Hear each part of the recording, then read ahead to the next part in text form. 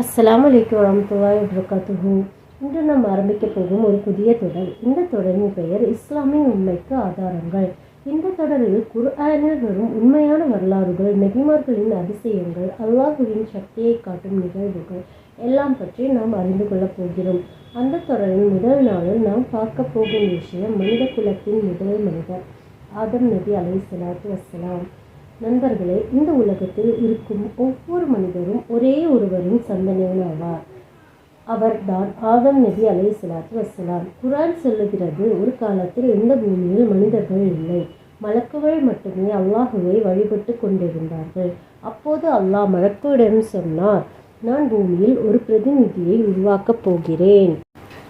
அதை கேட்ட மலக்குகள் கேட்டார்கள், யா அல்லாஹ், பூமியில் கலகம் செய்யக்கூடிய ஒருவரை உருவாக்கப் போகிறாயா? ஆனால் அல்லாஹ் சொன்னான், நீங்கள் அறியாததை நான் அறிவேன்.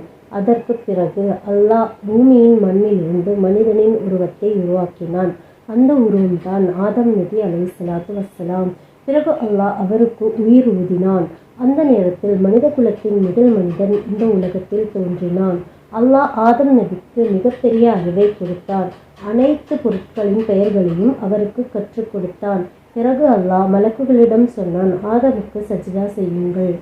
அனைத்து மலக்குகளும் அல்லாஹுவின் கட்டளைக்கு கீழ்ப்படிந்து சஜ்தா செய்தார்கள்.